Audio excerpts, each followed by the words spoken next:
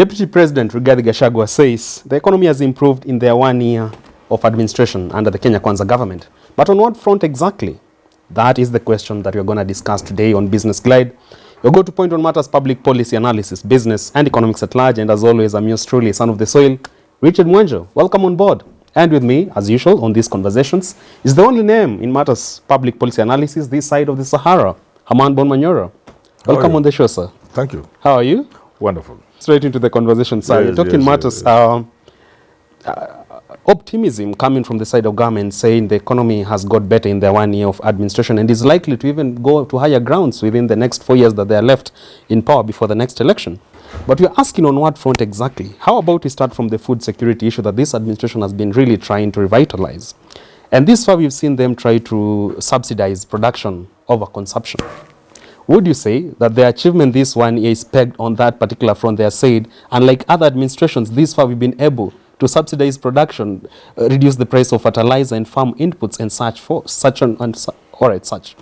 There's nothing to write home about. Yeah. You see, food security is supposed to be a long-term thing. You cannot sprinkle a few grains of fertilizer across the country and then say you have brought food security. That's a joke. Increasing acreage of Galana Kulalu? Who has done it? 500-acre model farm was successful. Nothing, it never worked. Even 10,000, they tried 10,000 only. And I told them from the word go, you can't get even water. 1 million acres, then they reduced scale down to 5. You can't. It was wrong from the word go. Gulana Kulalu, as conceived, cannot work. So this fine matters revitalizing agriculture and making people get fortune out of it. It's just a joke. You really don't feel them on the ground? It's a joke. It's a big joke. How about then the DP himself trying to spearhead this ambitious target to dismantle cartels in the coffee sector and tea sector, leading reforms therein? Another joke. Haven't you heard his tone when speaking to those players? It's not players? about tone. It's about seriousness. It's about understanding things. It's about depth. It's about understanding why coffee is a cash crop. It's about knowing we are in the 21st century. That we should not be talking about cash crops. There's no way you can salvage a cash crop. What do you do then? What's it's the alternative? About processing. It's about getting final products out of the country. It's not about improving prices of cash crops. Cash crop itself is an insult. Cash crops are to come from primitive societies. If then again you cannot believe on the reforms that's spearheading the coffee and tea sector. What reforms are those? They are not starting with just doing away with brokers. Like that. They are not reforms. Get thinking into the coffee industry. Get thinking into the tea industry. Let's find out how we can, for every 1 shilling we are getting, please, I want you to listen to this and pass it over to the government and the Gachagua. For every 1 shilling we are getting from coffee, as Kenyans, as a farmer, we are supposed to get 300 or 200. You mean cumulative benefit. For every 1 shilling we get from tea, as a country, as farmers, as workers, as everybody, for everyone, there is 100 lying there we want to bring. That is the thinking. When you look at tea as a cash crop, you have already lost it. Cash crops are supposed to come from primitive societies. From primitive societies? Yes. So over dying with the labor as in war in our nation, but the price of tea is determined in London by people who don't know even what tea looks like in the farm. At the tea auction? Yes. They determine the price of tea. And then they get it for a song, return it to you as processed product. Need for us to really stamp the... So how much genius will it take to process our coffee so that nobody refers to us as a cash crop growing country? If then again you don't buy... Brazil, people like Brazil, when I was in primary school, I was told Brazil, coffee, what? Sugar. Brazil is a big country now. It went beyond those things of sugar and coffee. It is industrialized. You must think big. But if you still think about cash crops, then we remain a poor, dirty third world country. So I'm not excited about those reforms. Those are useless reforms. So that means, as much as they were over in Western County over the weekend, trying also to talk about the sugar industry and revitalize the fortunes for farmers in Western Bloc. Even sugar. you know you can do politics with sugar. But you also know, as traditionally conceived, sugar is not viable. In 1 acre, what you produce in 1 acre, Madagascar produces several times in just from that the 1 same acre. How can you compete them? That's why over the years, we have been pushing the Comesa deal. We are not ready to accept Comesa sugar. Because if you bring Comesa sugar, ours will not sell. Because the cost of production of our sugar is too high.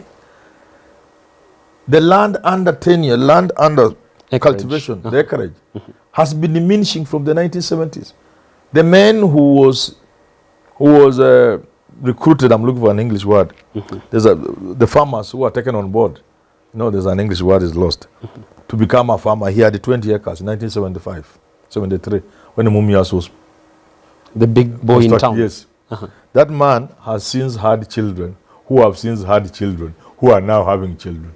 That 20 acres that was for sugar has been bequeathed and subdivided. Subdivided. Now they can hardly put together 1 acre. So so when you are looking at some of these things, you can look at the politics, but also lock yourself in the room and talk about the economics. Is there a need for diversification and such? Can we really sustain sugar production in this country in the manner we are doing to be of benefit to the country and the people? If the answer is no, then so what else can we do? What can we do with the land instead of sugar? And if we must produce sugar, why can't we make sugar a byproduct? So the sugar, like in other countries, is a byproduct. It's not the main thing you are producing. An element of the byproduct. It's just a byproduct. So that's the thinking I'm talking about. Maybe some of us were born before our time, but we need to have big thinking to change Africa. Big thinking is what we need. Yes. Moving on swiftly on this conversation, there's another front, especially the DP is trying to speak into, and that is the issue of alcoholism, the menace in Mount Kenya region. Just so to try and resuscitate the productivity of many youths, those employed, those unemployed, who've taken to the bottle for the reasons they best know for themselves. He wants to outlaw excessive use of alcohol and also try to regulate the sector, especially in Mount Kenya block. And the same is now to be spread to other counties before the end of their 5-year term in administration. Would you say, at least for once, we have someone who is looking into enhance the productivity of a Kenyan youth and all those who have been That's good, but I will also remind the Deputy President that organized crime as we know it today originates in the world, in America, in around 1930. When people were so much against alcohol, they banned alcohol. And what happened? Alcohol went under.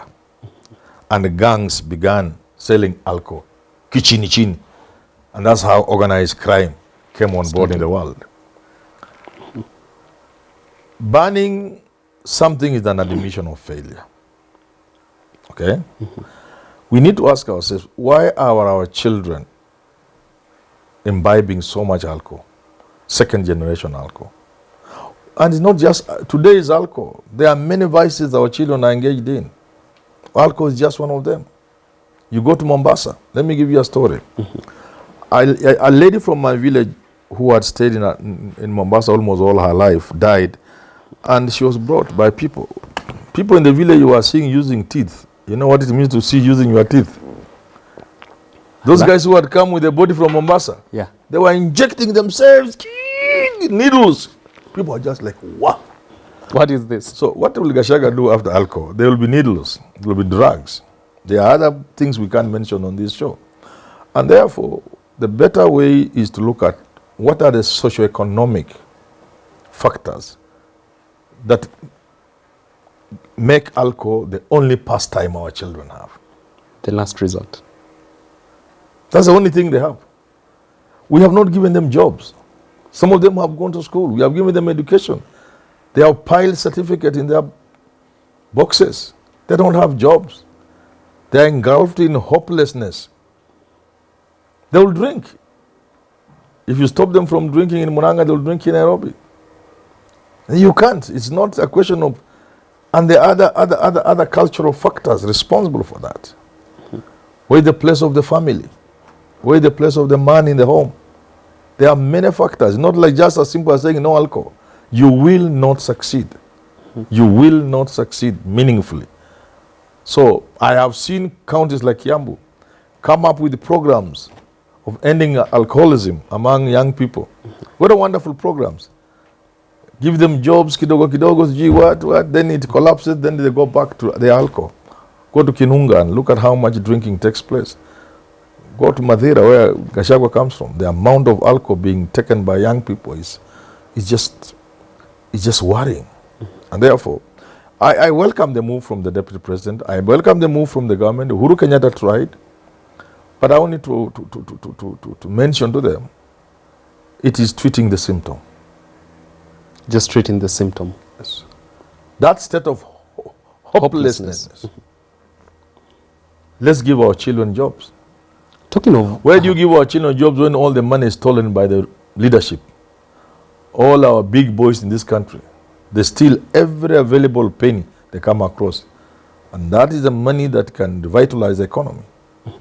But maybe in all honesty, there are no jobs, because the DP took to the podium during the JCOT graduation and said there are no jobs in Kenya. We've tried as the best of the government. Let me tell you this.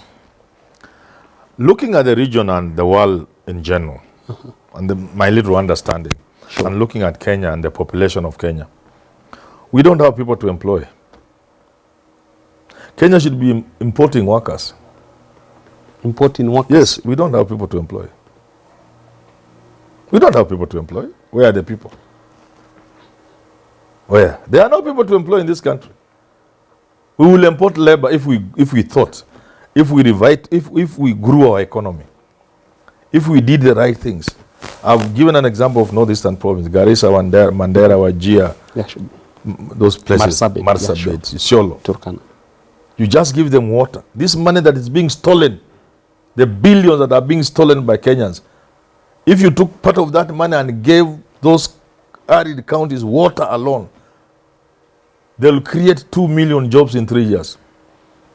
People live from animal industry only. The animal industry alone. Livestock. From livestock industry alone. In terms of slaughtering for beef, for meat, in terms of the byproducts, the value addition, yeah. In terms of the many things, in terms of the leather industry. If you take like 200-300 billion shillings, which is being stolen this year, every year in this country, more than that, that's almost half. We have that from the authority of the government itself. If you took a quarter of the money that is being stolen this year alone, if you took 50% of the money we waste in seminars and everything and all sorts of travels, if you put that money in Northeastern, in Garissa, Mandera, Wajir, which is the other one? Turkana, and you put them, just give them water alone. And you repeat the same in 2024. You repeat the same in 2025. By 2030, you would have spent maybe about 1 trillion shillings or so. That region will employ every Kenyan youth. Mutaanda kutafuta watu wa kuajiri kutoka Uganda na Burundi. There will not be enough. Already in this country, if I'm in the village and my car breaks down, there's nobody to fix my car. So where are the people you are saying where is the joblessness? There are no people. If water has a problem in your house, there are no plumbers to fix it. Professional plumbers. Yeah. If you have a problem with electricity and you're in the village, there's nobody to fix it. So we have a certain type of unemployment, some of it artificial. And we have allowed foreigners to come and dump things in this country and kill our industries. I grew up with Eveready. I grew up with butter, East African industries. Those are the industries that employed people in the Surrey and Nakuru. Where are they today? Down the drain. You are putting on plastic shoes. All these are plastic shoes from China. Turkey. And then you talk of unemployment. And then because you have killed the jobs deliberately, the children have nothing to do. They go in alcohol and you want to descend on them. You will not go far. People will be leaving Saudi to come to Kenya for jobs. If there was somebody serious in this country, this country has the potential to create more jobs that we can give. Very well. I've given you an example, only one. Just the billions we are squandering with all these scandals in the dams. Take it to we just pump to Garissa, Mandera, all those areas. Water alone. I've not said anything. I just said water alone. Just give them water. My friend, But just to justify why probably they have not really scored much as many people would wish, Yes. June this year, Deputy President Rigathi Gachagua took to the media and said, because of the Azimio mass protests, Kenya lost so much money in the tune of upwards of 2 billion. And that is the money that probably has reversed the gains they were making with regards to revitalizing our economy. Don't you really think he has a point there in why it not for the mass action calls and the protest will by now be far much better? But the same people say there are just a few Luos who are demonstrating. So how can a few Luos cause the loss in billions? Businessmen were talking of 2.8 billion every day. A few Luos in Nairobi and Kisumu cannot cause that loss, as they are admitting that the demonstrations were successful. And why it not for the mass action, the empty coffers they found will have been replenished. Which the coffers are never empty, they are never full, and they are never empty. Government collects and spends. This is not a country that has a policy of collecting to save. I advocate for it. China is what it is today. Because when we thought China was just engaged in excesses, Tiananmen Square and what have you, sure, the Communist Party, communism, they were busy creating money and saving. Now they have more than they need, and they are ruling the world. I advocate the idea of nations creating money beyond the taxes and the saving. So that's not what we do in this country. We collect and spend. So what money did Gachagua want to find in the coffers? Like What they are collecting, they spend today. Sasa mtu akimuuliza mmekuwa hapo 1 year, how much do you have in the coffers? Atasema nini? They can't be anything because you collect and spend. In fact, there are certain taxes that must be remitted at the end of every month, okay? Sure. By every 5th. The others, so when the money comes in inaenda nalipa mishahara, come on, that's cheap thinking. And then you find Raila Odinga, Uhuru Kenyatta to justify for the mess. Yes. All right, there you have it from Herman Manyora. We've been talking matters. The optimism coming from the side of DB Gachagua saying this far, 1 year into office, they have done far much better than many would have thought. And there's room for them to improve. All they need is your support and also believe in their government and administration at large. That has been the conversation time now for Fan of the Week. It is none other than this amazing lady from KCA University, Teresia Njeri. Teresia Njeri, thank you very much for being part of the family. Welcome. All right, very well. For all of you who are watching us, you can partner with us in terms of business. That is, if you want media coverage, media consultancy, live streaming of your events, and all those services Nairobi Review can do for you. Head over to our website. You'll find a list of all that we can give you value for your money. Reach out to us. The numbers are there displayed on your screen. But until next time, have yourself a good day. Up next on your screen is the Business Glide, African proverb of the day.